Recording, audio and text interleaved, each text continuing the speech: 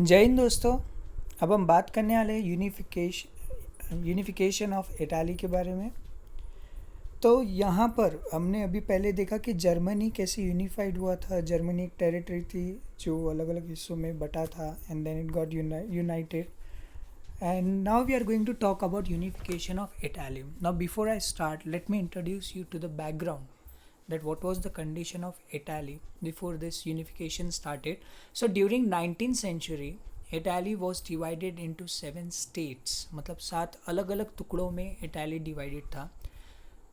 There was only one Italian ruler among these 7 states. अब ये 7 जो किंगडम थे इसमें अगर आप इटालियन रूलर की बात करोगे जो इटालियन फैमिली से आते तो वैसे एक ही रूलर थे. The kingdom of Sardinia Piedmont under the reign of king Victor Emmanuel second. तो अब ये 7 स्टेट्स में से जो एक प्रॉपर इटाली प्रिंस या प्रिंस इटालियन किंगडम के अंडर था वो था सर्डिनी पिडमॉन्ट और इसके रूलर कौन थे तो वो थे किंग विक्टर एम्यूल सेकेंड. तो अभी ये आंसर अगर ये क्वेश्चन अगर आपको आता है एग्ज़ाम में कि describe the unification of Italy तो आप पहले स्टार्ट करोगे बैकग्राउंड से. उसमें आप बात करने वाले हो 19th सेंचुरी के बारे में. 19th सेंचुरी में इटाली का सिचुएशन क्या था. So it was divided into 7 states. There was only one Italian kingdom in दो 7 states. It was ruled the kingdom was Sardinia Piedmont and it was ruled by King Victor Emil II. ये हो गया अपना background Italy का. अब ये unification समझने के लिए अपने को 3 लोगों का कंट्रीब्यूशन समझना ज़रूरी है. तो सबसे पहले अपन स्टार्ट करेंगे कंट्रीब्यूशन ऑफ जोसेफ मेज़िनी. अगर जोसेफ मेज़िनी आपको याद नहीं होगा तो 1.2 जो लेसन था उसमें अपन ने रिवॉल्यूशनरीज का जो पार्ट पढ़े थे उसमें अपन ने जोसेफ मेज़िनी के बारे में पढ़ा था. जोसेफ मेज़िनी जो थे वो एक रिवॉल्यूशनरी थे. फिर 1831 में जब वो एक्साइल में थे तो उन्होंने एक ऑर्गेनाइजेशन बनाई. एक्चुअली उन्होंने 2 ऑर्गेनाइजेशन बनाई थी और ये आप एक रिसर्च वर्क ले लो ताकि आप थोड़ा रिवाइज भी कर पाओ 1.2 में अपन ने क्या पढ़ा था. तो उन्होंने 2 ऑर्गेनाइजेशन बनाई थी. उसमें से एक का नाम था यंग इटाली जो अभी अपने यूनिफिकेशन ऑफ इटाली में मेंशन है. ना व्हाट वाज द ऑब्जेक्टिव. उन्होंने ऑर्गेनाइजेशन क्यों बनाई थी. सीक्रेट सोसाइटी बना रहे थे ना वो लोग. तो ऑब्जेक्टिव क्या था. The objective of this organisation was regeneration of Italy through education. उनको इटाली को फिर से रीजनरेट करना था, फिर से यूनिफाइड करना था, फिर से एक उसको नेशन बनाना था. तो कैसे करने का उनका प्लान था. उनका प्लान था एजुकेशन के थ्रू. लोगों को पता होना चाहिए तभी तो वो यूनिफाइड होंगे. तो इसी के चलते उन्होंने ये ऑर्गेनाइजेशन बनाई थी. कब बनाई थी 1831 में. 1831 में एक्साइल में थे. कौन सी एज में एक्साइल में गए थे वो भी अपन ने पढ़ा था. याद नहीं आ रहा हूँ तो प्लीज़ 1.2 एक बार आप पढ़िए फिर से. मैं बता सकता हूँ पर मैं चाहता हूँ कि आप रिवाइज़ करें. तो मूविंग फॉरवर्ड अपन ने बैकग्राउंड पढ़ा. फिर उसमें मैंने आपको लगता 3 लोगों की कंट्रीब्यूशन के बारे में लिखना है. सबसे पहले जिनके बारे में लिखना था वो थे जोसेफ मेज़िनी. वो रिपब्लिकन पार्टी के लीडर थे. वो एक रिवॉल्यूशनिस्ट थे. फिर 1831 में जब वो एक्साइल में थे उन्होंने एक ऑर्गेनाइजेशन बनाया. वो ऑर्गेनाइजेशन का नाम था यंग इटाली.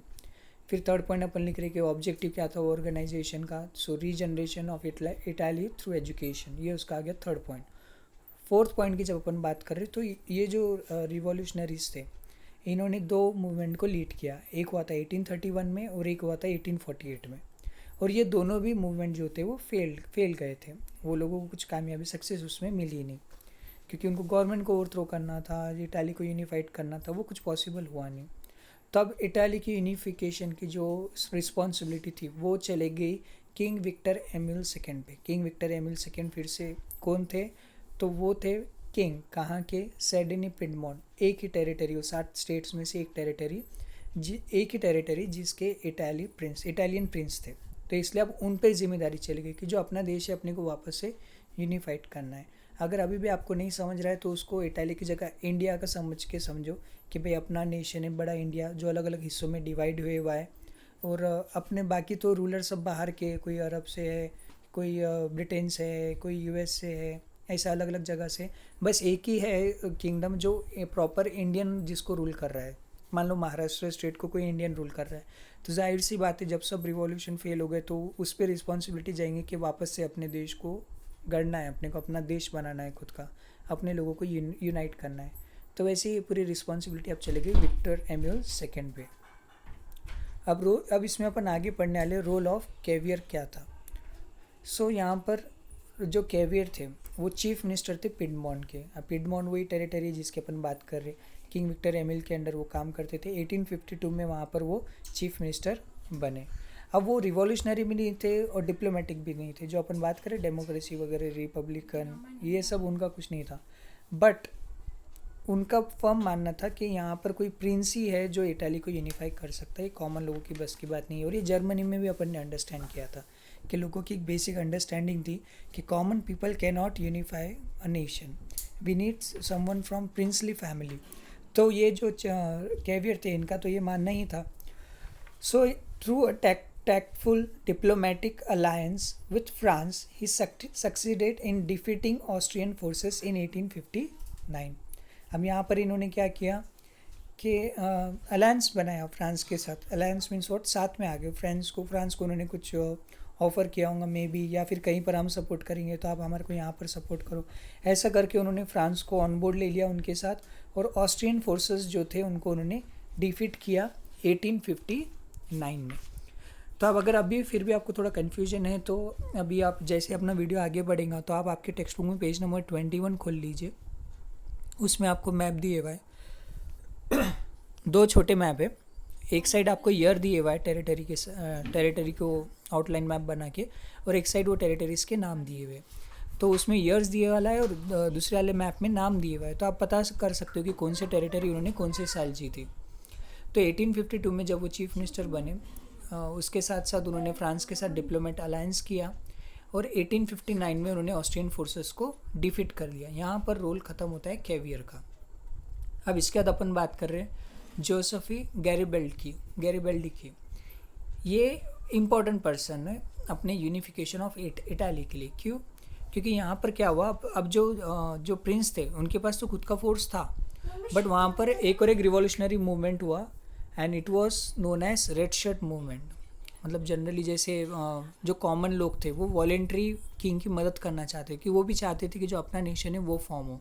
ठीक है, तो ये जो मूवमेंट था इसका कोई हीरो माने जाता था तो वो थे Giuseppe गैरिबल्डी।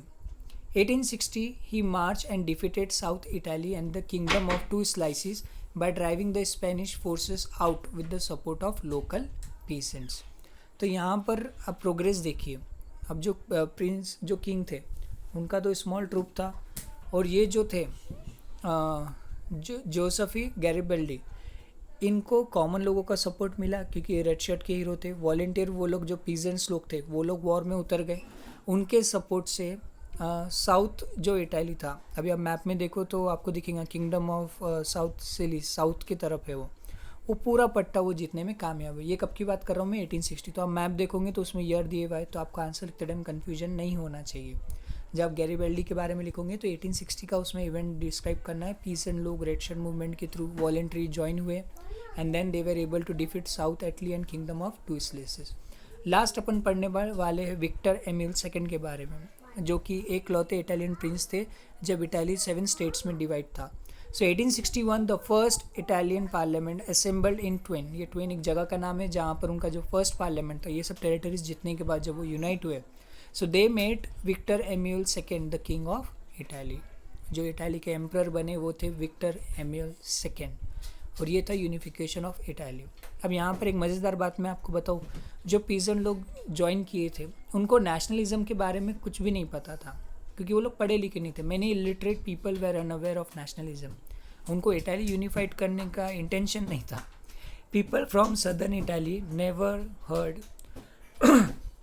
The word Italia and believe that Italia la Talia was Victor Emil's wife. मतलब जो साउथ के लोग थे जो वॉर में पार्टिसिपेट किए, उनको ये भी नहीं पता था कि इटालिया है क्या। उनका ऐसा मानना था कि ला टेलिया जो है, इटाली के लिए जो वर्ड यूज़ होता है ला टेलिया, तो विक्टर एमिल्स जो है उनकी वाइफ का नाम है। ऐसा सोच के वो लोग वॉर में आए थे। बट एनीवेज इटाली फॉर्म हो गया था, और ये हमारा पॉइंट था। इसके बाद हम पढ़ने वाले यूनिफिकेशन ऑफ ब्रिटेन के बारे में।